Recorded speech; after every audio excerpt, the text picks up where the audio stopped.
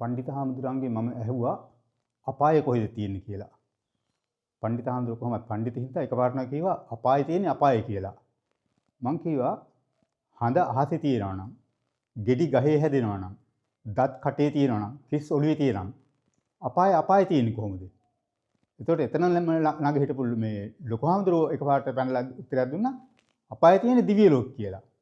එතකොට අපාය තියෙන්නේ දිව්‍ය ලෝකේ නම් හාමුදුරුවරු මිනිස්සු දානගෙන අපහාරි මොනවා හරි ඕන දෙයකට හැම දෙයකටම යවන්න හදන්නේ උපාසිකාව යවන්නේ උඹලා දිව්‍ය ලෝකේ ඵලයල්ලා. දිව්‍ය ලෝකයට යන්න පාරනේ පෙන්නන්නේ. එතකොට දිව්‍ය ලෝකේ තියෙන්නේ අපාය නම්. එතකොට මේගොල්ලෝ යන්නේ අපායටද දිව්‍ය ලෝකෙටද? එතකොට දැන් මේක මෙහෙම මෙතන සංවාද කරගෙන ඉන්නකොට එතන පොඩි හාමුදුරුවෝ හිටියා. පොඩි හාමුදුරුවෝ එකපාරට කිව්වා අපාය තියෙන්නේ හිතේ කියලා. එතකොට මං කිව්වා එතකොට එහෙනම් දැන් ඔබ වහන්සේ පැවිදි වුණේ ඇත්තටමද බොරුවට පැවිදුණාද කියලා හිතා මම දන්නේ නැහනේ. අඳුරේ අදෘශ්‍යමාන නිමිත්ත විසඳන්න ආලෝකයේ තුල සංකේතයක් නැත්නම්. ඒ කියන්නේ දැන් අපි හිතමු දෙවියන්ට මැවීමේ හැකියාව තියෙනවා නම් මුලින්මත් පෙරදිලා වන වැදුණු ගුත්තිලා අනුන්ගෙන් බෝලයක් ගෙනහැලා. එතකොට දැන් මුලින්මත් ගුත්තිලා පෙරදිලා තියෙන්නේ. එතකොට පෙරදිලා තමයි කැලේ වැදුනේ. බුද්ධ දේශනාවේ තියෙනවා මෙහෙම ඒවන් ඛණ්ඩාච ධාතුෝ තච ආයතන නිමේ හේතුම් පටිච්ච සම්භූතං හේතු භංගා නිරුජ්ජති. දැන් මිනිහෙකුගේ අත නැති වුණොත් ඒක එකපාරක් නැති වුණාට පස්සේ ඒක සොත්තිය. කෙස් නැති වුණොත් ඒක තට්ටය. කකුල නැති වුණොත් ඒක සොත්තිය. හොරා. දත් නැති වුණොත් ලොම්බා. ඇස් නැති වුණොත් අන්ධයා. දෙවියන්ට බවන්න පුළුවන් නම් ඒ කතරගම දෙවියන්ට දරුවෙක් නැති. හැම දෙවියෙකුටම දේවියක් ඉඳලා කතරගම දෙවියන්ට විතරක් ඉන්නවා වල්ලියම්මේ. වල්ලියම්ම දේවියක් කරන්න කතරගම දෙවියෝ කැමති නැද්ද මවන්න පුළුවන් නම්? එහෙනම් දෙවියන්ට මවන්න බෑ. එහෙමනම් පොඩි හාමුදුරුවෝ කියන එකපාරට අපාය තියෙන හිතේලු. එතකොට එහෙනම් අපාය හිතේ තියෙනවා නම් මේක මං කිව්වා එහෙනම් ඔබ වහන්සේ ඇත්තටමද පැවිදි වුණේ බොරුවටද කියලා මට තීරණය කරගන්න බෑ. එහෙනම් මේක මේ නිමිත්ත විසඳ ගන්න අර රෑ අහසේ තරු තිබුණට තරු තියෙන්නේ රෑ විතරද? එහෙනම් දවලුත් තරු තියෙනවනේ. ඒ වගේ එහෙනම් මේක විසඳන්න මේක අඳුරේ තියෙන නිමිත්ත විසඳන්න තමයි ආලෝකයේ සංකේතයක් තියෙනවා. ඒ ආලෝකයේ සංකේතේ බලන එක දර්ශනයක් තමයි මම කියේ දැන් රෑ අහදී තරු තියෙනවා දවල් තියෙනවා දවල් තරු නැතුනට අපි ඒක මව අපි අර සංකේතය තුලින් අඳුර විමසන්න ඕනේ. ඊගාවට දෙවියන්ට මවන්න පුළුවන් නම් කතරගම දෙවියෝ ඇයි දරුවෙක් කතරගම දෙවියන්ට ඇයි දරුවෙක් නැත්තේ?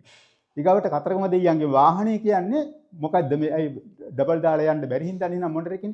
එහෙනම් මේක විසඳ ගන්න ඕනේ. අපාය තියෙන්නේ සිතේ කියලා කිව්වොත් එහෙනම් ඒක පෙන්වන්න ඕනේ. ඕක පෙන්වන්න විදිහක් නැත්නම් හාමුදුරුවෝ බණ කියන්නේ නැහෙනි. දැන් පොඩි එකෙක් පැවිදි වෙන්නේ දැන් මම කියනවා පොඩි හාමුදුරන්ට මෙහෙම කියනවා. ඔබ වහන්සේ පොඩි කාලේ අවුරුදු 16 දී පැවිද්දට ආවේ ගෙදරදී අපාය දැකලානේ. ගෙදරදී අපාය දැකලා හිටන් පැවිද්දට ආවේ. පැවිද්දට ආවට පස්සේ ඔබ වහන්සේ පන්සලේදී දැක්කේ පන්සලේ යක්කුද දැක්කේ? එහෙම නැත්නම් ඔබ වහන්සේ නායක හාමුදුරුවෝ පෙන්නපු යක්කුද දැක්කේ? එහෙම නැත්නම් ඔබ වහන්සේ සිතින් යක්කු දැක්කද? එහෙනම් සිතින් යක්කු දැක්කනම් ගෙදරේ දකින්න තිබ්බනේ. එහෙනම් දැන් කොල්ලෙක් පැවිදි වෙන්න එන සාපේක්ෂව කෙල්ලෙක් පැවිදි නොවෙන්නේ ඇයි? දැන් කොල්ලෙක් අවුරුදු 16 දී පැවිදිනවා කෙල්ලෙක් හැබැයි ඒ අපායට කොල්ලෙක් අපායට බය වෙලා 16 දී පැවිදිනවා කෙල්ලෙක් අපායට බය වෙලා 16 දී පැවිදි වෙන්නේ නැහැ. ඒ වගේ ඒකේ අනිත් පැත්ත තියෙනවා 60 පැනපුවාම මහලු කාන්තාව සිල් රකින්න එනවා. හැබැයි 60 පැන මහලු උපාසක තාත්තලා එන්නේ සිල් ගන්න. එතකොට පොඩි කාලේ කොල්ලෝ මහාන වෙනවා වයසට ගියාපුවාම ගෑනු සිල් ගන්න එනවා. එතකොට මේකේ මොකක් හරි මේකේ විසඳුමක් තියෙන්න එපාය. එහෙනම් අපි හිතේ තියනවා කියලා හරියන්නේ නැහැ. එහෙනම් දැන් මම මෙහෙම කියනවා ලෝකය මැවෙන්නේ සිතින් ලෝකයේ මැවුම් කරුවා Taman. බුද්ධ දේශනාවේ කියන්නේ ලෝකය දකින්න කියන්නේ තමා තුලින්.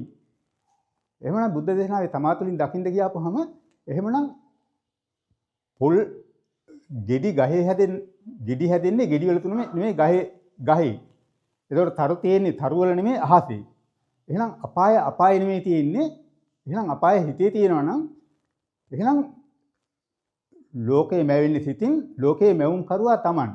ලෝකේ මැවුම් කරුවා Taman නම් ලෝකය දකින්න කියන්නේ තමා තුලින්. එතකොට එහෙනම් මට මම දකින්න පුළුවන්ද? මට මම දකින්න බෑ මට ඔබ දකින්න පුළුවන්. මම බිහිවීමට පෙර මගේ අම්මගේ ලෝකයේ වුණේ මගේ තාත්තා. මම බිහි වුණාට පස්සේ අම්මගේ ලෝකයේ වුණේ මම. මම පොඩි කාලේ මගේ ලෝකයේ වුණේ මගේ අම්මා. මම ලොකු වුණාට පස්සේ මගේ ලෝකයේ වුණේ මගේ බිරිඳ. එහෙනම් මම මගේ බිරිඳ තුලින් අපාය දකින්න දැන් බිරිඳගේ බාහිරය තුලින් අපාය දකින්න කැමති වෙලා මම කැත බිරිඳක් ගෙනාවනම් මට බිරිඳේ බාහිරය තුලින් අපාය දකින්න පුළුවන් නේ. එහෙනම් මම ලස්සන බිරිඳක් ගෙනහැලා දැන් බිරිඳ සරසලානේ තියෙන්නේ බිරිඳ දැන් මනමාලි බිරිඳ රෙදි ඇඳලානේ ඉන්නේ. ඒතකොට බිරිඳ රෙදි ඇඳලා හිටපුවම මට බිරිඳ තුලින් අපාය පේන්නේ නැහැ. මම එහෙනම් බිරිඳ ලස්සන බිරිඳ දැන් එහෙනම් කැත බිරිඳක් ගෙනහැලා මට බිරිඳ බලන්න පුළුවන් බාහිරින්. බාහිරින් බලන්න පුළුවන් බිරිඳ තුලින් අපාය. එහෙනම් මම ලස්සන බිරිඳක් ගෙනහැලා බිරිඳ සරසලා තියෙන ආවරණ ඉවත් කරනවා. එතකොට එහෙනම් රූමත් බිරිඳක් තුලින් මම අභ්‍යන්තරයෙන් දකිනවා අපාය. එතකොට එහෙනම් අපාය දකින්න පුළුවන් නම් එහෙමනම් දිව්‍ය ලෝකය තුල අපාය තියෙනවා නම් එතකොට දැන් මම එහෙමනම් බිරිඳගේ වස්ත්‍ර ඉවත් කරපුවාම අපාය දකින්නේ බිරිඳ තුලින්. අපායේ ඉන්න අයට දැන් කෙස් තියෙන්නේ ඔළුවේ නම් හඳ තියෙන්නේ අහසේ නම් එහෙනම් අපායේ ඉන්න අයට අපාය දකින්න පුළුවන්ද? අපායේ ඉන්න අයට අපාය දකින්න බෑ. දැන් අපිට බණ කියන්නේ අපායේ ගියේ උන්ද අපායේ දැකපු කට්ටියද අපායේ ඉන්න අයද? දැන් මම දකින්න බැරි න්‍යායට අනුව මට පේන්නේ මම නෙමෙයි මට අනුන් පේනවා. අනුන්ට මම පේනවා. එහෙනම් හඳ ගැන දන්නේ හඳට ගිය නීල් ආම්ස්ට්‍රෝන්ද හඳ ගැන නීල් ආම්ස්ට්‍රෝන් දන්නවා නම් නීල් ආම්ස්ට්‍රෝන්ට හඳට යන්න අවශ්‍ය වුණේ එහෙනම් නීල් ආම්ස්ට්‍රෝන් හඳට ගිහිල්ලා හඳ ගැන දැනගෙන ආවේ නැතුව ඊළඟ නීල් ආම්ස්ට්‍රෝන් හඳින් පස් අරගෙන විද්‍යාඥයන්ට ගෙනත් දුන්නේ. දැන් ඒක අනිත් පැත්තෙන් මෙහෙම කියනවා නම් දැන් දුව ගැන දන්නේ අම්මද? දැන් දුව ගැන අම්මා දන්නවා නම් දැන් අර චන්ද්‍රලේඛා තියෙන්නේ. ගෞමී දූලි ගෑවි කිලිටි වීලා අම්මා බනි නංගි ගෙදර ඉන්න හොඳම ළමයා අයියා දනි නංගි ගෙදර ඉන්න හොඳම ළමයා අයියා දනි. හරි එතකොට එහෙනම් ගෙදර අම්මත් එක්ක හැදුණු අම්මද නංගිගේ දුව ගැන දන්නේ එහෙනම් දුව සරණ පාවාගත්තු මිනිහද දැන් අර එතන කියන්නේ අර එතන සෙල්ලම් කරලා අර ගෞමේ දූවිලි ගෑවිලා කියලා අර ගෞමේ තියෙන සලකුණක් ගැනනේ කියන්නේ. ඒතකොට සලකුණක් ගැන එහෙනම් අම්මා මොනවා කිව්වත් එහෙනම් දුවගේ මේ දුව පිරිසුදුයි කියලා දන්නේ අම්මා නෙමෙයි දන්නේ දුව ගන්න එකයි දැනගන්නේ. එහෙමනම් ඒ වාගේ එහෙමනම් මම ගැන අපායේ නොගිය අපායේ ඉන්නේ උන්ට අපායේ පෙන්වන්න බෑ. දිව්‍ය ලෝකේ අපායේ ඉන්නේ උන්ට අපායේ පෙන්වන්න බෑ. දැන් මම මෙහෙම කියන්නම්කෝ. දැන් මම ඉස්සලා කියවනේ දැන් පොඩි කොල්ලෙක් පැවිදි වෙන්න එන්නේ පොඩි කොල්ලෙක් පොඩි කාලේ පැවිදි වෙන්න එන්නේ ගෙදරදී යක්කු දැකලා. එතකොට ගෙදරදී යක්කු දැකලා පොඩි කාලේ ආපු එක පන්සලේදී හාමුදුරුවෝ එයාට උගන්වන්නේ ලොකු හාමුදුරුවෝ දැකපු යක්කුද එහෙම නැත්නම් පන්සලේ ඉන්න යක්කුද එහෙම නැත්නම් පොඩි එකාගේ හිතේ ඉන්න යක්කුද? එතකොට මේ අපායේ තියෙන හිතේ කියන ප්‍රශ්නේ දියවිල්ලටම පොඩි එකාගේ හිතේ තියෙන යක්කු නම් එතකොට මේ පන්සලට ඇවිල්ලා යක්කු දැක් ගන්න ඕනේ නැහැ නේ ගෙදරදී දැක් ගන්න පුළුවන් නේ. එහෙනම් දැන් ඒ නායක හාමුදුරුවෝ පෙන්වන්නේ නායක හාමුදුරුවන්ගෙන් ඒ ලොකු හාමුදුරුවෝ පෙන්නපු යක්කු තමයි පොඩි හාමුදුරුවන්ට පෙන්වන්නේ. එතකොට එහෙනම් පොඩි හාමුදුරුවන්ට පෙන්නපුවාම එහෙනම් පොඩි හාමුදුරුවෝ ලොකු වෙලා සිල්ගත්තු ගෑනුන්ට උපාසකම්මලාට පෙන්වන්නේ. එතකොට පොඩි හාමුදුරුවෝ දැකපු යක්කුද පන්සලේ හිටපු යක්කුද ලොකු හාමුදුරුවෝ පෙන්නපු යක්කුද? දැන් මම කියන්නේ පොඩි හාමුදුරුවෝ පැවිදි වෙන්න ඉන්නේ අවුරුදු 16 දී යක්කුන්ට බය වෙලා. එතකොට උපාසකම්මලා අවුරුදු 60 පැනපුවාම සිල් ගන්න එන්නේ අපායට බය වෙලා. එතකොට පොඩි කොල්ලෝ පැවිදි වෙන සාපේක්ෂව කෙල්ලෝ පැවිදි වෙන්නෙත් නැහැ. නාකි ගෑනු සිල් ගන්න එන සාපේක්ෂව නාකි මිනිසු සිල් ගන්න එන්නෙත් නැහැ. එහෙනම් මෙතන මේ බුද්ධ දේශනාවේ මේ දෙපැත්ත ගහලා මේක දර්ශනයකින් මේක විසඳන්න ඕනේ. එහෙනම් පොඩි එකා දැන් අපි හිතමු දැන් පොඩි දැන් පන්සලේ ඇවිල්ලා පොඩි එකා පැවිදිලා රකින්නේ ණයෙක්නේ.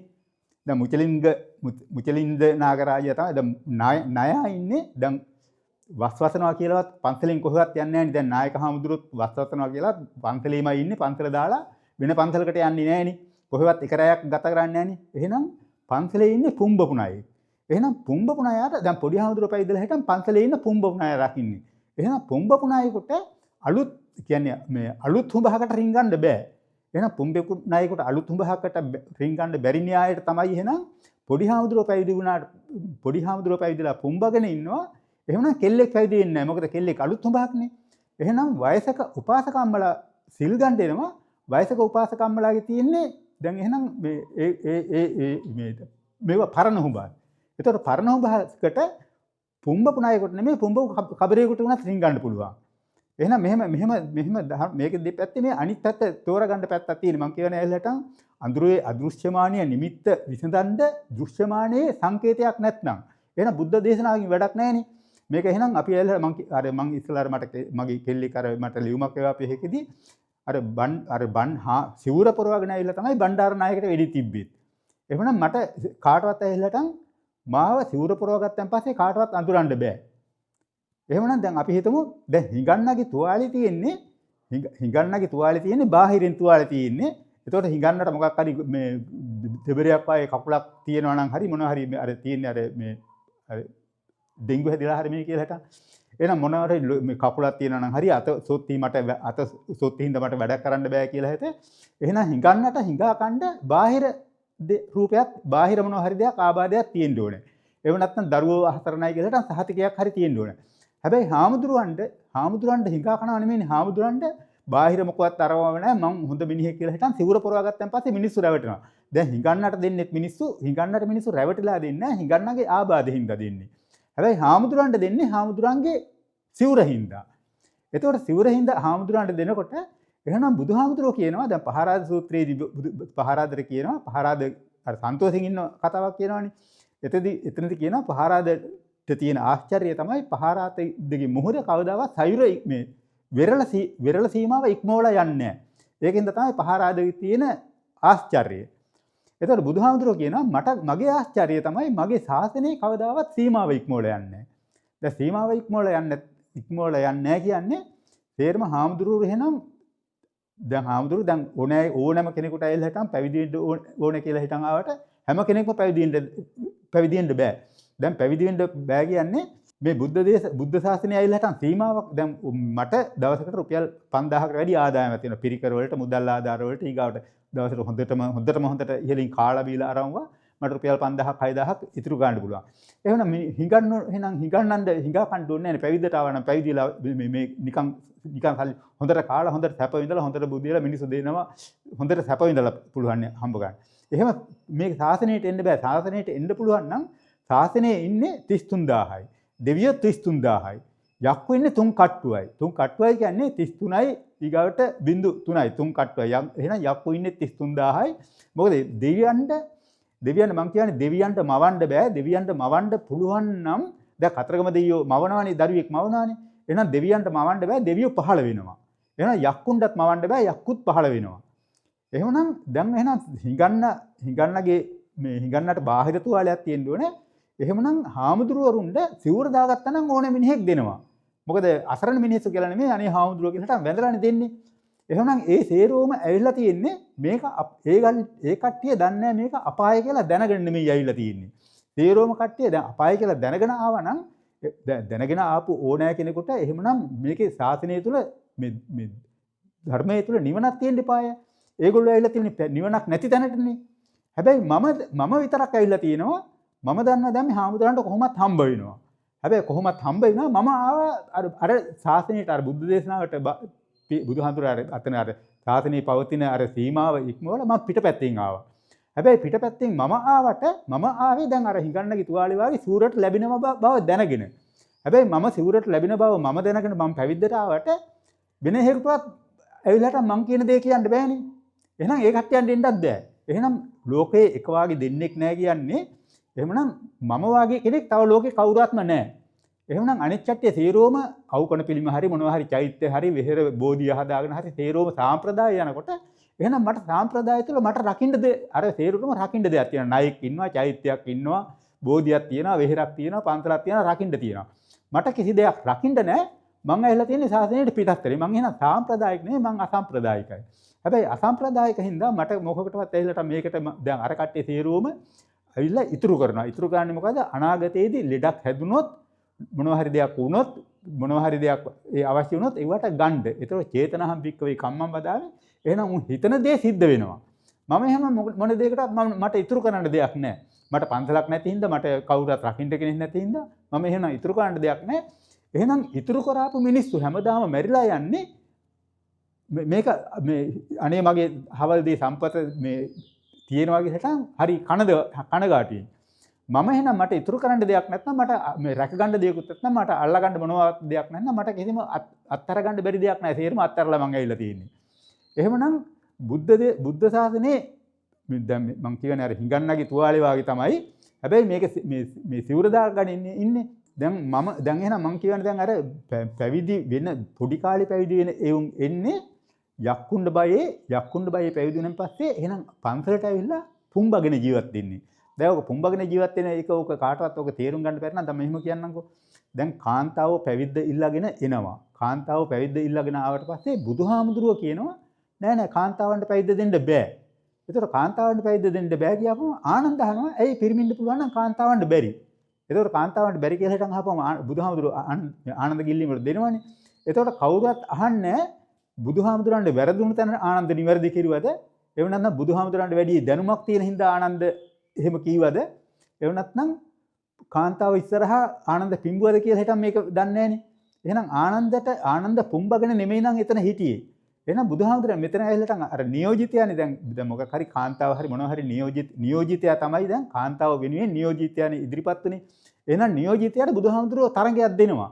තරංගේ තමයි එහෙනම් ඊට පස්සේ ආනන්දර ඒ කාන්තාවන්ට පැවිද්ද ඒ වෙලාවෙම දෙනවා. හරි දැන් එහෙනම් ඔබ පෙන්නපන්කෝ ඔබේ ඒක පුම්බගෙන නෙමෙයි ඉන්නේ ඕන වෙලාවට අවශ්‍ය වෙලාවට පුම්බන්න පුළුවන් කියලා හිතන් ඒ අභියෝගي තමයි ආනන්දට දෙන්නේ. එහෙනම් රොඩි කෙල්ල එනවා ඊට පහුවදා. දැන් කවද්ද කාන්තාවන්ට පැවිද්ද හම්බ වුනේ ඊට පහුවදා තමයි රොඩි කෙල්ල ඉන්නේ. හැබැයි රොඩි කෙල්ල ආවට පස්සේ රොඩි කෙල්ල සර්පයා පෙන්නනවා. සර්පයා පෙන්න කියන්නේ දැන් සර්පයාට රින්ගන්න හුඹා පෙන්නනවා. හැබැයි ආනන්ද කියනවා නෑ මට බෑ. එතකොට එහෙනම් මම ඒ කතාව නෙමෙයි දැන් එහෙනම් තියෙන බුද්ධ දේශනාවේ දැන් එහෙනම් පැවිද්දට පොඩි කාලේ 16 දී සිද්ධාර්ථ විවාහ වුණේ 16 දැන් මේගොල්ලෝ විවාහ තාත්තා කළ දේ පුතා නොකළොත් නොට්ටියේ පුතා බව දැනත් සිද්ධාර්ථ 16 දී විවාහ වුණා ප්‍රහම මේගොල්ලෝ 16 දී එනවා පැවිද්දට. පැවිද්දට ඇවිල්ලා එහෙනම් ණය පුම්බගෙන පන්සලටලා ඉන්නවා. එහෙනම් පන්සලටලා පුම්බගෙන ආපුවම ඊට පස්සේ ඒකට හරියන්න එහෙනම් කෙල්ලෝ මේකට කෙල්ලන්ගේ අලුත් හුඹක් තියෙන හින්දා කෙල්ලෝ ඉන්නේ. හැබැයි නාකි ගෑනු වෙනවා පරණ හුඹහට කබරේකට උනත් සිරින් ගන්න පුළුවන් හින්දා. එහෙනම් බුදුහාමුදුරුවෝ දේශනා කරන්නේ මෙහෙමයි. දිට්ඨිංච අනුපගම්ම සීලවා දස්සනේන සම්පන්නෝ. කාමේ සුමිනෙය්‍ය ගේදන් නහි ජාතු ගබ්බසේරියම් පුනද. දිට්ඨිංච අනුපගම්ම සීලවා. දිට්ඨිංච කියන්නේ දැකලා අනුපගම්ම සීලවා. එහෙනම් සීලයක් උපද්දවා ගත්තේ නැති වුණාට කමක් නැහැ. අනුපගම්ම සීලවා උපගම්ම සීලවා සීලයක් නැති වුණාට කමක් නැහැ දැකලා දිට්ඨිංච අනුපගම්ම සීලවා දස්සනේන සම්පන්නෝ. එහෙනම් රෙදි දැන් එහෙනම් හාමුදුරු නමක් දකින්නේ කාන්තාවක් කියලා රෙදි ඇඳපු ගෑණියෙක් නම්. එතකොට රෙදි ඇඳපු කාන්තාව තුල මෙයාගේ ඇතුලේ තියෙන එක ඇතුලේ මෙයා කාන්තාවක්ද දැන් අපි හිතමු දැන් රනිල් වික්‍රමසිංහගේ මහාචාර්ය වික්‍රමසිංහ එයා කාන්තාවක්ද කවුද කියලා මේ දන්නේ නැහනේ. බාහිර ලෝකෙට මේ ඒක ප්‍රහේලිකාවක්. එහෙමනම් එයා කාන්තාවක් කියලා දැනගන්න එහෙමනම් එයා දරුවෙක් බිහි කිරුවා නම් එහෙනම් අපි දන්නවා එයා කාන්තාවක් කියලා. දැන් අනුර බණ්ඩාරනායක දැන් ඕකේදී අනුර බණ්ඩාරනායක නම් ඒකේ කාන්තාවක් නොබැඳම කෙලිම මගේ හැරියා එයාට කාන්තාවක් බැඳ ගන්න බැරි හින්දා. ඩඩ්ලි සේනානායකත් අගමැතිකම තිබිලත් හැබැයි කාන්තාවක් නොබැඳ හිටියා. එයා කියනවා මම බලාපොරොත්තු වෙන කෙනා නැති වුණා කියලා. යකෝ බලාපොරොත්තු කෙනා නැති වුණා කියන්නේ එතකොට ලෝකේ ඉන්න එක ගෑණියයිද? දැන් සජිත් ප්‍රේමදාස දැන් රජ කුමාරයෙක් වුණාට පස්සේ කුමාරියක් බඳ ගන්න ඉපාය. හැබැයි මේ එයා එල්ලටම දැන් කියනවා මම මේ දැන් වේදිකාවේ පියානෝ ගහනවා මම තාත්තෙක් කියලා එකක්. එහෙනම් අවුරුදු වැඩිමහල් කියන්නේ අවුරුදු 30 ගානක ගෑණියක් බඳගෙන එහෙනම් එයාට බැඳ ගන්න තිබේ කුමාර කාලේ ඇවිල්ලා සිද්ධාර්ථ 16 දී බැඳලා නම් එයාට අඩුතරමේ 18 දී 20 දිවත් ගෑණියෙක් බැඳගෙන එහෙනම් ඒ වේදිකාවේ එතකොට පියානෝ ගහන්න ඕනේ නෑනේ. එහෙනම් මේක මුලාවක් මම මේ පෙන්වන්න හදන්නේ මේ මුලාවෙන් පෙන්වන්න හදන්නේ බුදුහාමුදුරුවෝ පෙන්වන නක්කත්තම් පතිමානෙත්තම් අත්තෝ බාලං උපච්චගා. අත්තෝ අත්තස්ස නක්කත්තම් කිං කරිස්සන්තු තාරකා. දැන් මේ කට්ටිය මේ ඇවිල්ලාට අර කල්ැතුව මුහුද දැකලා අර හත් ගව්වක් මේ ඈත තියා අඹුඩි ගහනවා කියන්නේ. එහෙනම් මේ මුහුදට බය වෙලා මේ අඹුඩි ගහන්න ඕනේ නැහැ. මුහුදේ දැක ගන්න. කුරුල්ලගේ න්‍යායට කූඩුව හදාගත්තේ නැති ඕනම එහෙකුට පැවැත්මක් නැහැ. දැන් ඒ උදාහරණ මම කීප සැරයක පෙන්නලා තියෙනවා. ඩඩ්ලි සේනානායකට බෝතලේ වලව්ව හම්බ වුණා. අන්ඩ්‍රෝ බණ්ඩාරනායකට හොරගොල්ලේ වලව්ව හම්බ වුණා. ඇන්නම් පෙරේරට යටියන්තොට වලව්ව හම්බ වුණා. රජිත් ප්‍රේමදාසට ප්‍රේමදාස මහත්තයාගේ වලව්ව හම්බ වුණා. ඊගාවට රනිල් වික්‍රමසිංහට ජේ.ආර්. ජයවර්ධනගේ සිරිකොත හම්බ වුණා. ඒ වගේ නම් කුරුල්ලගේ න්‍යායට කූඩුව හදාගත්තේ නැති හේකුටවත් පැවැත්මක් නැහැ. එහෙම පැවැත්මක් තිබ්බනම් අනුර දිසානායකට අද පාර්ලිමේන්තුවේ යන්නේ නැහැ නේ. ඇයි දිසානායක සේනානායක පරපුර පාර්ලිමේන්තුවේ ඉන්නවා. බණ්ඩාරනායක පරපුර පාර්ලිමේන්තුවේ ඉන්නවා. ඊගාවට ප්‍රේමදාස පරපුර පාර්ලිමේන්තුවේ ඉන්නවා. ඒ වගේ ඒ කට්ටිය ඉන්නවනේ. ඊගාට ඇන්නම් පෙරේරාගේ පෙරේරා පරපුර පාර්ලිමේන්තුවේ ඉන්නවා. ඊගාට ගාල්ලේ മന്ത്രി මේ 10 පාරක් අගමැති වුණේ මේ දසනායක ඒ කට්ටිය හිටියනම් ඒතකොට අනිත් පැත්තට යන්නේ නැහනේ. එහෙනම් මේ සේරෝම අනිත් පැත්තට ගිහිල්ලා එහෙනම් බුදුහාමුදුරුවෝ මේ දේශනා කරන්නේ 2500යි මේ බුද්ධ දේශනා බුද්ධ ශාසනය පවතින්නේ කියලා හිටන් මේගොල්ලෝ පවතින්නේ මේගොල්ලන්ගේ ශාසනය පවතින්නේ 2500යි. දැන් මම මේකට ශාසනයට බාහිරින් කෙනෙක් ඇවිල්ලා තියෙන මේ සාම්ප්‍රදායික කෙනෙක් නැතුව මම එලි කරන්නේ මේ හාමුදුරුවන්ට පහරක් ගහන්න මේ හාමුදුරුවෝ රැක ගන්න තවදුරටත් මම නිහඬව හිටියොත් එහෙමනම් අර සේරෝම කට්ටිය දැන් කලින් ඇවිල්ලා අපි හිතමු අතීත කාලේදී මිනිස්සුන්ට ආහාර බහුල වුන්නේ නැහැ. මිනිස්සුන්ට ඇවිල්ලා උපයාගෙන කන්න තිබ්බේ. දැන් මිනිස්සුන්ට මොකද්ද උපයන්න ඕනේ නැහැ. දැන් මිනිස්සුන්ට මේ ඕන තරම් මේක අධිසංවර්ධිත වෙලා තියෙන්නේ. අධිසංවර්ධිත වෙලා තියෙනකොට මිනිස්සුන්ට එතකොට එන මේ කෑම හින්දා ඕන තරම් ඇඟ තර වෙලා තියෙනවා. මිනිස්සුන්ට කරා ගන්න දෙයක් නැති වුණා. මේ හින්දා මිනිස්සුන්ට ඕන තරම් දෙනවා. එතකොට දැන් මිනිස්සු දැන් පන්සල් එහෙම මේ ඕන තරම් මිනිස්සු හදලා දෙනවා. දැන් මේ මිනිස්සුන්ට ඕන තරම් මිනිස්සුන්ට දානි දී ගන්න තරම් නැතුව ඉන්නවා. දවසකට පන්සලේ දැන් මං හිටියා අලවල කියලා හිටන් කෑගල්ලේ පන්සලක් තියෙනවා. ඒකේ හාමුදුරුවෝ මාත් එක්ක හිටපුවාම මාත් ඉන්නේ නැති නම් හාමුදුරුවෝ 3 දෙනෙක් හිටියා. දැන් ඉන්නේ හාමුදුරුවෝ දෙන්නයි. හාමුදුරුවෝ දෙන්නට උදේට දාන 4ක් ගේනවා. ඒ කියන්නේ ගම මේ ගොදුරු ගම ලොකු විශාල වැඩි කියලා. එතකොට ඒ සේරුටම දානි ගේනවා. එතකොට මේ මං කිය අර නයි පුම්බගත්තු නයි ඉන්නේ උන්ද මේ වගේ අමාරුකම් තේරෙන්නේ නැහැ. අර 4 දිනක් ගේන උදේට 4 දිනක් ගේනවා දවල්ට 4 දිනක් ගේනවා. එතකොට 4 දිනක් ගේන දානේ දෙන්නෙකුට කන්න බෑ. අර එක්කෙනෙකුගේ දානයක් විතරක් සමහරට භාවිතා කරනවා. අනිත් සේරෝම වලක් තියෙන වලට දානවා. මේ පැත්තේ මේ රිලව් වඳුරුවෙක්වත් නැහැ මොකෙක්වත් කන්නේ නැහැ. උන්ට ඒකේ අමාරුව තේරෙන්නේ නැහැ. හැබැයි මොකද උන්ට අමාරුව තේරෙන්නේ නැත්තේ උන් ඇවිල්ලා හිටන් පුම්බගත්තු ඒ උන්නේ.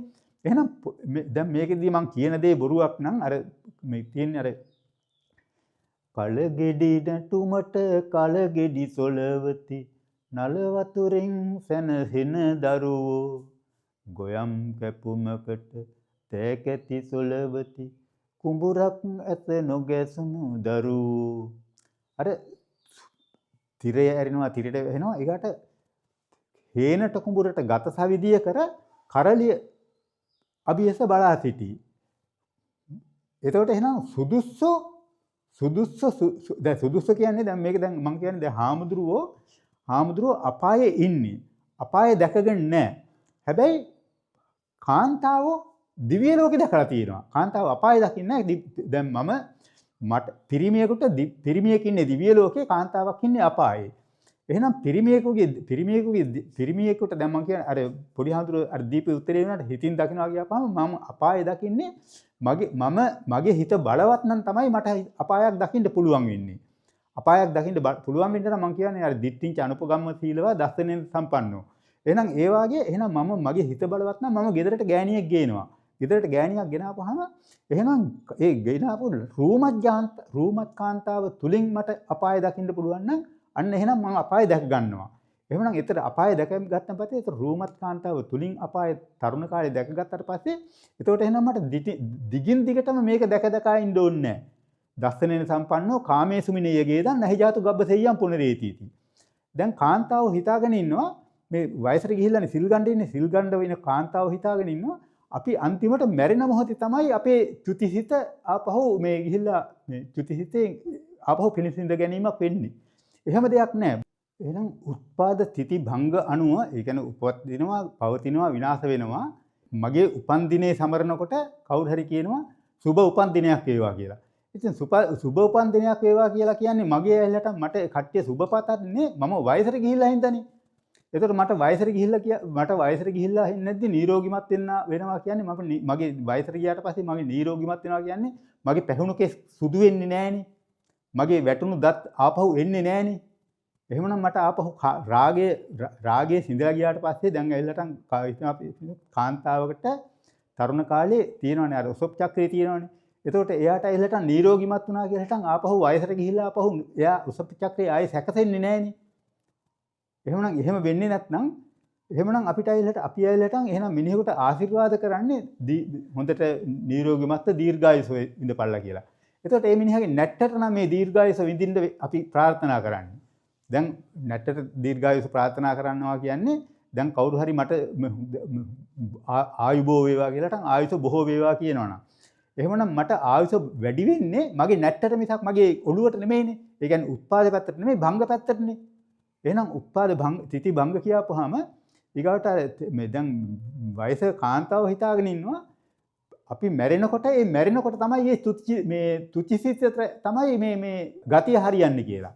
ගතිය කියන්නේ දැන් මේ වෙලාවේ තමයි අපිට තියෙන්නේ දැන් අපි හිතමු අපි ඊගාව ආත්මේ ඉපදින්නේ බල්ලෙක් වෙලා නම් ඊගාවට බල්ලෙක් වෙලා හිටන් අපිට මැරෙන්න ගිහිල්ලා දැන් අවසානයේ හිටන් වයසට ගිහිල්ලා හිටන් මේ සිහි කල්පනාව නැති වෙලාවේ බල්ලෙක්ම වෙන්නේ නැහැ. දැන් අපිට ඕන වෙලාවක දැන් අපි හිතමු දැන් තරුණ කාලෙදී අපේ අම්මා මේ අසනීප වෙලා ඉන්න කාලේ අපේ අම්මා අහනවා මේ දැන් අපේ ලොකුණන්ගේ මට වයින්නවා අම්මට හොඳට සිහි කල්පනාව තියනවලු ඇයි මේ දැන් දවල්ට කාපු දේ මතක නැහැ අනේ මං දවල්ට කෑවද කියලා හිටන් මතක නැහැ කියලා හිටන් අම්මා කියනවලු. හැබැයි ඒ වුණාට අහනවලු ඇයි අර මේ චූටි දුව ආවේ නැද්ද මේ රත්නා මේ පුතාට දැන් කොහෙද ඉන්නේ යා ඒව අහනවලු. හැබැයි කාපු දේ මතක නැසලු. ඒ කාපු දේ මතක නැහැ ඒක අනිත් කෙනෙකුට මේක තේරෙන්නේ නැහැ. ඒගොල්ලන්ට ගතිය තියෙන්නේ හිත කියන එක වෙනම දෙකක් මතකය කියන එක වෙනම දෙයක්. මතකයේ තියෙන්නේ මොලේ. එතකොට මොලේ තියෙන්නේ ශරීරේ. එතකොට මොලේ මතකයේ තියෙන්නේ ශරීරයේ හින්දා එතකොට එහෙනම් මේ ශරීරයේ කඳ බලවත් කට්ටියන්ට තමයි මතකයේ තියෙන්නේ. දැන් අපි හිතමු දැන් මම පෙන්වන්නේ දැන් මේ අර අපායේ ඉන්න කෙනෙකුට මේක පේන්නේ නැහැ. දැන් මම පෙන්වන එකට හිතන් කෙස් තියෙන්නේ හිතේ, දත් තියෙන්නේ කටේ. ඒ අණුව ඇවිල්ලාටන් අපායේ තියෙන විදියක් නැහැ කියලා මම පෙන්වන්නේ. එහෙනම් අපායේ තියෙන ඒ අණුව එහෙනම් අපි හිතනවා පොඩි සතාටද සැප තියෙන්නේ ලොකු සතාටද? දැන් අපි හිතාගෙන ඉන්නවා අර පිදුරු සෙවිකල පැල්පෙති ඇති සාමිනැත්තේ මහා මන්දිරය කියන ඒකට අනුව අපි හිතාගෙන ඉන්නවා ලොකු මන්දිරවල ඉන්න මිනිස්සු සැප විඳිනවා කියලා. දැන් ලොකු වාහනයක් තියෙනකොට ඒ මිනිහා සැපයි කියලා කියනවා. දැන් හාමුදුරුවෝ දැන් අපේ පන්සලේ අපේ විදුහල්පති නාය හාමුදුරුවෝ කෙනෙක් ඉන්න අපේ පන්සලේ ඒ හාමුදුරුවෝ කියනවා දැන් අනිත් මිනිස්සුන්ට බණ කියනවා ඔබලා කලින් දීලා නැති හින්දාලු ඔබලාට නැත්තේ. දැන් අපි කලින් දීලා තියනවලු අපිට වාහන තියෙන්නේ. හැබැයි වාහනයක් තිබ්බත් ඒ වාහනේ ඩබල් දාලා යන්න බැරි නම් දැන් කතරගම දෙයියන්ට ලොකු වාහනයක් තියෙනවා. හැබැයි ඩබල් දාලා යන්න බැරි හින්දානේ කතරගමින් පිට නැත්තේ කොහොමවත්. එහෙනම් හාමුදුරන්ට හැම කෙනෙකුටම හාමුදුරන්ට වාහනයක් තිබ්බනම් ඩබල් දාලා යනවා කියන්නේ හාමුදුරුවෝ ඩ්‍රයිවිං කරන්න ඕනේ හාමුදුරන්ගේ බිරිඳ ඉස්සරහින්. මොකද හාමුදුරුවෝ නෙමෙයි නම් ඩ්‍රයිවිං කරන්නේ හාමුදුරන්ට අවශ්‍ය දිහා නෙමෙයි ඩ්‍රයිවර් යන්නේ. එහෙනම් හාමුදුරන්ට අවශ්‍ය දිහා යන්න නම් හාමුදුරුවෝ ඩ්‍රයිවිං කරන්න ඕනේ. එහෙනම් හාමුදුරන්ට අවශ්‍ය දිහා යන්න හාමුදුරුවෝ ඩ්‍රයිවිං කරන්නේ නැත්නම් එහෙනම් හාමුදුරුවෝ ඩබල් දාලා යන්නේ නැහැ. ඩ්‍රයිවරුයි ඩබල් දාලා යන්නේ. එහෙනම් දැන් උදාහරණයක් කියනවා නම් දැන් රනිල් වික්‍රමසිංහ හරි සජිත් ප්‍රේමදාස හරි දැන් මේ අනුර බණ්ඩාරන ඒගොල්ලෝ ඩබල් දාලා යන්නේ නැහැ. එහෙනම් ඩබල් දාලා ගියා නම් ඒගොල්ලන්ට ඩබල් දාලා ගිය බව ඒගොල්ලෝ ඩබල් දාලා යනවා කියන හිටන් අපිට බාහිර ලෝකෙට පෙන්වන්න ඕනේ. ඒක තමයි සෑම සාර්ථක මිනිසෙක් පසම කාන්තාවක් සිටී කියන දර්ශනයෙන් කියන්නේ. එහෙනම් කාන්තාව සාර්ථකද මිනිහා සාර්ථකද කියලා කාන්තාව ඉදිරිපත් කරන්න ඕනේ. ආනන්ද හාමුදුරන්ගේ සාර්ථකත්වයේ එලි දක්වා ගන්න තමයි බුදුහාමුදුරුවෝ අවස්ථාව දුන්නේ. දැන් රොඩි කෙල්ල ගාවට ගිහිල්ලා හිටන් ආපහු හැරිලා ආවනේ. ආපහු හැරිලා බය වෙලා සර්පයා පුම්බගෙන හිටපු සර්පයා අලුත් තුඹහකට රින් ගන්න නැති හින්දා ආනන්ද රැවටිලා ආපහු ආවා. ඊට පස්සේ එහෙනම් බුදුහාමුදුරුවෝ මේකට එහෙනම් මේ ආනන්ද අවස්ථාව දීලත් එවනම් අපි මේකට අවස්ථාව හොයාගන්න තමයි එහෙනම් මේ පෙන්වන්නේ. එහෙනම් අපාය හිතේම අවනවා නම් මම ඉපදිනවා දැස් අන්දව. තව එකෙක් ඉපදිනවා ಜಾති අන්දව. දැන් ගුත්තිලයා ඉපදුනේ ಜಾති අන්දව. ඒකනේ ගුත්තිල ජාතකයක් තියෙන්නේ. හැබැයි ගුත්තිලයා ජාතික අන්දව ඉපදුනන් පස්සේ දැන් කට්ටියට මේ කවුරුත් ඇවිල්ලා හිටන් උන්ගේ දෙමව්පිය අන්දයි කියපහම මොකද්ද මේ දෙමව්පිය අන්දයි කියන එක කාටවත් තේරුම් ගන්න බෑනේ. එහෙනම් මම දැස් අන්ධව ඉපදෙනවා ಜಾති අන්ධව ඉපදුන එක ඌට බාහිරින් පේන්නේ නැහනේ. ඌගේ අන්ධභාවය කාටවත් බාහිරින් පේන්නේ නැති හින්දා ඌ මට බන කියනවා ඔබ පව් කරලා තියෙනවා. ඒකයි ඔබ දැස් අන්ධව ඉපදුනේ කියලා. එතකොට මම අපායේ හිතින් අරගෙන ඉපදුනා නම් එහෙමනම් ගිරවෙක් ඉපදෙනවා ගිරවත් තිරිසන් ලෝකේ කුකුලත් තිරිසන් ලෝකේ. ගිරවට කුකුලට ගිරවට විතරද හිත තිබ්බේ කුකුලට හිත නැද්ද? ඒතර කුකුලා දැන් කුකුලට ගිරවට ඉගිල්ලලා යන්න පුළුවන් මේ කුකුලට ඉගිල්ලා යන්න බෑ. ගිරවට කුකුලට ඉගිල්ලා ගියත් කැලේට ගියත් ඌ දැන් මිනිහෙක් ගාව මිනිහෙක් ඇතුලේ හිටියොත් විතරයි ඌට මොහොතකට හරි ජීවිතේරයක්ම තියෙන්නේ. එළියට බැස්සොත් කුකුලේ මේ වැද්දෙක් හරි එහෙම නැත්නම් බල්ලෙක් හරි නරියෙක් හරි මොකෙක් හරි කනවනේ. හැබැයි ගෙදර ඉන්නකොට එහෙම මේ රැකවරන්නේ හැබැයි ඒ අනිවාර්යයෙන්ම මිනිහා මරාගෙන කනවා. එහෙනම් කුකුලෙක් කියලා ඉපදුනේ එතකොට එහෙනම් කුකුලට හිත නැද්ද? එතකොට කුකුලාගේ හිත බලවත් නැද්ද? එතකොට එහෙනම් ඉපදුනේ හිත අපාය හිතින් අරගෙනද? එහෙනම් බුද්ධ දේශනාවේදී අපිට කෙලිම කියන්න ඕනේ අතීතයේ පරලොවක් තිබ්බ බව පෙන්වන්න ඕනේ. ඒක දැන් බුද්ධ දේශනාවේ පරලොවක් පෙන්වන්නේ නැහැ කියන්නේ දැන් අපි හිතමු දැන් යක්කු දැන් පොඩි කාලේ පැවිදි වෙන්නේ පොඩි කාලේ පැවිදි වෙන්නේ යක්කු පැවිදි වුණාට පස්සේ මම කියවනේ යක්කු දකින්නේ පන්සලේදී කියලා. දැන් මෙහෙම හිතන්නකෝ. දැන් දෙවියෝ පහළ වෙනවා. දෙවියෝ පහළ වෙනවා කියන්නේ දිව්‍ය ලෝකේ කොච්චර කාන්තාව හිටියත් දෙවියෝ මේක සංසර්ගයක් නැහෙනේ. ඒතකොට සංසර්ගයක් නැති හින්දා දෙවියෝ පහළ වෙනවා. දෙවියෝ පහළ වෙනවා. හැබැයි දෙවියෝ පහළ වෙන හින්දා ඊට අනුරූපව දෙවියෝ චුත වෙනවා. ඒතකොට යක්කුත් පහළ වෙනවා යක්කුත් චුත වෙනවා.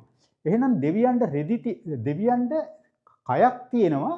සිතක් තිබ්බොත් කයට සිත බැඳලා තියෙන හින්දා. එතකොට එහෙනම් දෙවියන්ට රෙදි තියෙනවනේ. දෙවියෝ ඉපදෙන්නේම රෙදි ඇඳගෙනනේ. එහෙනම් රෙදි වලට සිතක් තියනවාද? දෙවියන්ට මවන්න බැරි නම්. දැන් අර ගුත්තිල කාවේදී අර මේ සක්‍ර දෙවියන්ට මවන්න බෑ කියන එක පෙන්වන්නනේ ඊගාට අර ගුත්තියා මුලින්ම පෙරදිලා කියලා මං කියලා කිව්වේ. එහෙනම් කතරගම දෙවියන්ට මවන්න බැරි හින්දානේ එහෙනම් දෙවියන්ට දරුවෙක් නැත්තේ. එහෙනම් දෙවියන්ට මවන්න බැරි නම් දෙවියන්ට රෙදි කොහෙන්ද? එහෙනම් දෙවියන්ට රෙදි අඳලා තියෙන්නේ පන්සලෙන්නේ. එහෙනම් දෙවියන්ට රෙදි අඳලා තියෙන්නේ පන්සලෙන් නම් දෙවියන්ට රෙදි ඇඳිය යුතුද? දැන් දෙවියන්ට මොකක් හරි දෙවියන්ට අපි හිතමු ලිංගේන්ද්‍රිය තියෙනවා නම් දෙවියන්ට ලිංගේන්ද්‍රිය තිබ්බා නම් දෙවියෝ පහළ වෙන්නේ නැහනේ. දෙවියෝ මේ බිහි වෙනවනේ. එහෙනම් දෙවියන්ට ලිංගේන්ද්‍රිය තිබ්බා නම් ජනනේන්ද්‍රියක් තිබ්බා නම් ඒක වහන්න ඕනේ. වහන්න අවශ්‍යයි. එහෙනම් දෙවියන්ට වහන්න දෙයක් අවශ්‍ය නැතුව මොකටද දෙවියන්ට රෙදි අඳවන්නේ? එතකොට දෙවියන්ට රෙදි අඳවන්නේ දෙවියන්ට රෙදි අඳවලා තියෙන්නේ එහෙනම් පන්සලේදී. එහෙනම් දෙවියන්ට එහෙනම් හාමුදුරුවෝත් දැන් අපි ඉපදෙනවා අපි මැරෙනවා. හාමුදුරුවෝ මහාන වෙනවා හාමුදුරුවෝ අපවත් වෙනවා. එතකොට දෙවියෝ චුත වෙනවා දෙවියෝ පහළ වෙනවා. එතකොට එහෙනම් මම කියන්නේ අදෘශ්‍යමානයේ අන්ධකාරයේ අදෘශ්‍යමානයේ ඇති නිමිත්ත දැකගන්න දෘශ්‍යමානයේ ආලෝකය තුළ සංකේතයක් තියෙනවා කියලා. එහෙනම් අඳුරේ තියෙන අදෘශ්‍යමාන නිමිත්ත තමයි දෙවියෝ. එතකොට එහෙනම් දෙවියෝ ඇත්තක්ද නැත්තක්ද කියලා හිතන් දැනගන්න දෘශ්‍යමානයේ ආලෝකයේ තියෙන සංකේතය තමයි හාමුදුරුවෝ. ඇයි දෙවියොත් පහළ වෙනවා දෙවියොත් චුත වෙනවා. හාමුදුරුවොත් මහාන වෙනවා හාමුදුරුවොත් අපවත් වෙනවා. එතකොට එහෙනම් දෙවියන්ට අවශ්‍ය නැත්නම් ලිංගේන්ද්‍රයක් වහගන්න දෙවියන්ට රෙදි අවශ්‍ය නැත්නම්. එතකොට එහෙනම් දෙවියෝ රෙදි ඇඳිය යුතුද? දෙවියෝ රෙදි අඳලා තියෙන්නේ පන්සලේද? එතකොට දෙවියෝන්ට මවන්න පුළුවන් නම් එතකොට එහෙනම් හාමුදුරුවන්ට ජනනේන්ද්‍රයක් නැත්නම් හාමුදුරුවොත් මහාන වෙනවා හාමුදුරුවොත් චුත වෙනවා හාමුදුරුවොත් සාම්ප්‍රදායිකව මේක ශාසනයේ පවතිනවා මිසක් මේක ඇල්ලට ඕපපාතික ශාසනයක් මිසක් එහෙනම් හාමුදුරුවෝ අපිට ඇල්ලටන් දැන් මට සිවුරක් අවශ්‍යයි දැන් මම ඇල්ලටන් මට ඇඳුමක් අවශ්‍යයි මට වහන්න දෙයක් තියෙන හින්දා එහෙනම් දෙවියන්ට වහන්න දෙයක් නැත්නම් දෙවියන්ට වස්ත්‍ර අවශ්‍ය නැත්නම් එහෙනම් හාමුදුරන්ට වස්ත්‍ර මොකටද? හාමුදුරුවෝ දැන් කවුරු හරි කියනවා හාමුදුරන්ට ලිංගේන්ද්‍රියක් තියෙනවා කියලා. එහෙනම් ලිංගේන්ද්‍රිය තියෙන්නේ මුත්‍රා කරන්න නම් ලිංගේන්ද්‍රියක් තියෙන්නේ. එහෙනම් මට ඇවිල්ලාටන් අධෝ මාර්ගයක් තියෙන්නේ පඩ අරින්න නම්. මට එහෙනම් ඒකෙන් අවශ්‍ය දේ කරන්නේ නැතුව ඒකත් එහෙනම් ඉන්ද්‍රියක් වෙන්න එපාය.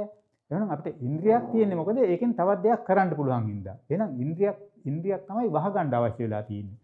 එහෙනම් හාමුදුරන්ට වහන්න යම් කිසි දෙයක් නැත්නම් හාමුදුරුවෝ මොකටද සිවුරු අඳින්නේ? එතකොට හාමුදුරුවෝ සිවුරු අඳින්නේ හැබැයි මං සිවුරු අඳින්නේ මට ජනනේන්ද්‍රයක් තියෙන බව මම ඔප්පු කරලා තියෙනවා.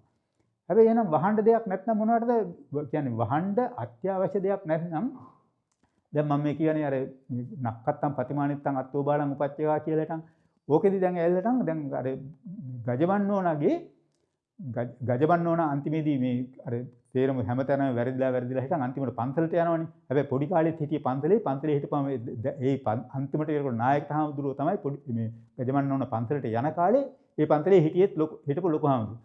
හැබැයි එතකොට ලොකු හාමුදුරන්ට කිසිම ওই මූලක් ගින්නක් වෙන මොනවත් අමාරුවක් තිබ්බේ නැහැ.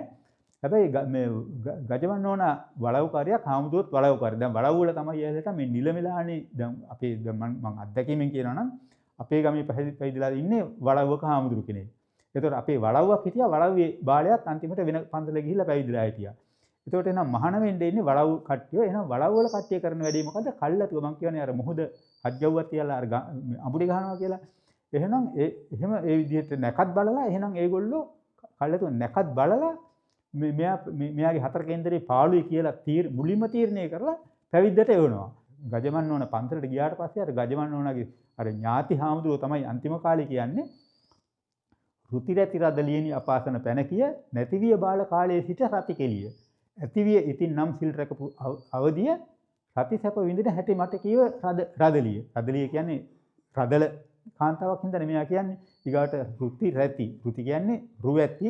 රති කියන්නේ තවම කාමයේ තව බේරෙන හින්දා නේ. ඊගාට රදලියනි අපාසන පැනකිය.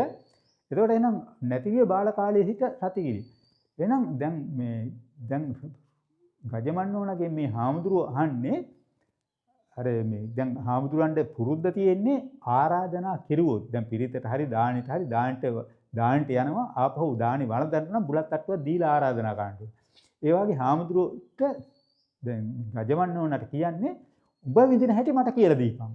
ඒ කියන්නේ එතකොට ගජමන්නෝනට තරහ යනවා. එයි යකෝ උඹට අවශ්‍ය නම් ඔබට අවශ්‍ය දේ ඉල්ල ගන්න නැතුව ඇයි මේ එතකොට ගජමන්නෝන ඒකට කවියෙන් උත්තර දෙන්නේ වහා සිටි සලුව කරමින් ගෙන අහකා රහා ලෙස අමුතු බොජුණා බුදින ලකා කොහාමිස හඬන කොවිලඳු හඬවලකා කහා කොටන වැනි ඉඳගෙන මිරිස් කකා.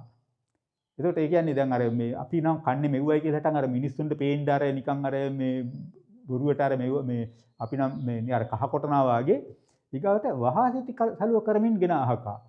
ඊගාවට රහා ලෙස දැන් අර මේ රෝලා කන්න පුළුවන් වැලගෙඩියේ දැන් පන්සලේ තියද්දී එහෙනම් මේක එලහටන් ඔරවගෙන කන්නේ නැතුව එහෙනම් ඕක ඔරවලා මට මధుරක් දීපන් කියලා හිටන් අර හාමුදුරු මේක මට ආරාධ ඔබ කොහොමද මේක කරන්න කියලා හිටන් මට කියලා දීපන් කියන්නේ ওই කතාවනේ කියන්නේ එහෙනම් එලහටන් කොහාට කියා ගන්න දේ ආන්න කතා කරන්නේ නැතුව කෙවිලිය ගිහන්න අවදි කරනවා. ඊට පස්සේ මේ ප්‍රශ්නේ දිග එහෙනම් මෙතන එලහටන් හාමුදුරුවෝ එලහටන් මම මේ පෙන්වන්න හදන්නේ අපිට බණ කියන්නේ අපායේ ඉන්න කට්ටිය තමයි අපිට බණ කියන්නේ අපායේ මේගොල්ලෝ අපායේ දිව්‍ය ලෝකේ දැකලවත් නැතුව මිනිස්සුන්ට දිව්‍ය ලෝකේ යන්න පෙන්නනවා. ඒකට අපායේ ඉඳලා බණ කියනවා.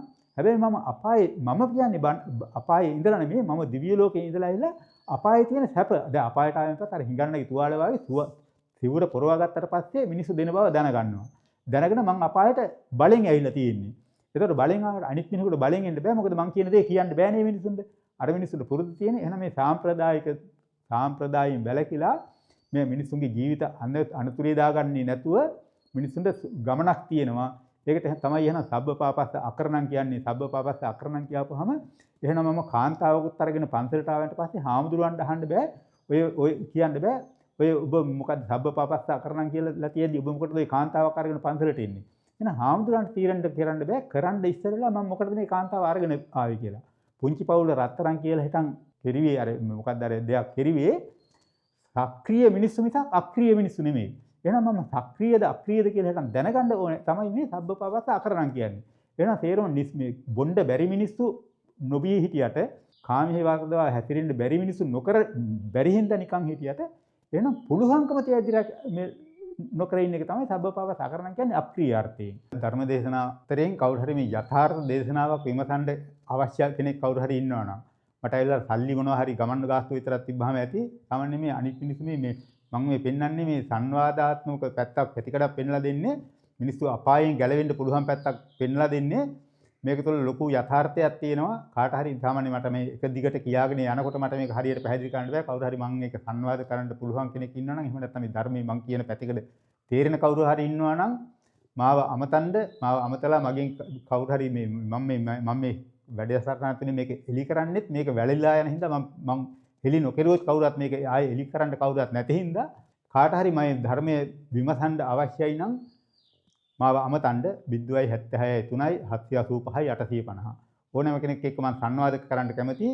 ඊගාවට අපි මේ හොරු කරන සංවාද හරියට අර මේ වඳ ගෑණිගේ වින්නපු පන්තිය වගේ. වඳ ගෑණිගේ වින්නපු පන්තියේදී කවදාවත් පැටියෙක් එළියට එන්නේ නැහනේ. එහෙනම් මේ කට්ටිය මේ සාම්ප්‍රදායේ කට්ටිය විතරයි තමයි මේක මේ රැකගන්න මේ රාමෝ රැකගන්න මේක සංවාද කරන්නේ. කවුරු හරි සංවාද කරන්න මම කියන දේත් එක්ක සංවාද කරන්න අවශ්‍ය නම් දැන් මම මේකට උදාහරණයක් කියනවා. සමන්ත භද්‍ර කියනවා සමන්ත භද්‍ර ඒ ලොකු උපක්‍රමයක් කරන්නේ. සමන්ත භද්‍ර හාමුදුරන්ගෙන් අහනවා එක්තරා වාර්තාකාරයෙක් ගිහිලා ඔබ වහන්සේ ගුරුවරයා කවුද කියලා. එතකොට සමන්ත භද්‍රට ඒකට උත්තරය දෙන්නේ කොහොමද? මට ගුරුවරයෙක් නැහැ කියලා. එතකොට අර වාර්තාකාරයා කියනවා එතකොට සමන්ත භද්‍ර කියනවා හරි මට මේක බුදුහාමුදුරන්ගේ දේශනාවට අනුව මට ඔබට නිහඬව ඉඳලා උත්තරේ දෙන්නත් පුළුවන්. එතකොට අර වාර්තාකාරයා උත්තර නැතුව යනවා. හැබැයි මං ඇහුවා නම් අහන්නේ එහෙම නෙමෙයි. සමන්ත භද්‍ර හාමුදුරන් ගුරුවරයා හොයාගෙන ගිහිල්ලා යන්න ඕනේ. එහෙනම් ඔබ වහන්සේ ගුරුවරයා අහවලාද? එතකොට ඔබ වහන්සේ ගුරුවරයා අහවලාද? එයා නෙමෙයි නම් කතා කරන්නේ. මෙහෙම මේ උපක්‍රමශීලීව කතා කරන්න පුළුවන්. ඉතින් මේ සැලසුමක් කියන්නේ එතකොට එහෙනම් බුදුහාමුදුරුවෝ මම බුදු වුණා කියලා බුදුහාමුදුරුවෝ සූත්‍ර තුලින් උත්තර දෙනවා මිසක් මේ ගාථා තුලින් උත්තර දෙන්නේ නැහැ. එහෙනම් බුදුහාමුදුරන්ගේ දැන් මේ අර බේන් කියලා හිටන් අර පස්වග තවුස අහනකොට බේන් කියලා හිටන් ඌර්ණ රෝම ධාතුව ඇදලා පෙන්වන්න තිබ්බනේ. එහෙනම් බුදුහාමුදුරු සූත්‍ර කියන්නේ ස්පර්ශ තුනක් කියන එක. එහෙනම් ඒවා පස්සේ කතා කරමු. මේක කවුරු හරි යථාර්ථයේ විමසන්න අවශ්‍යයි නම් මාව අමතන්න. හොඳයි සියලු දෙනාට තිරුවන් සරණයි.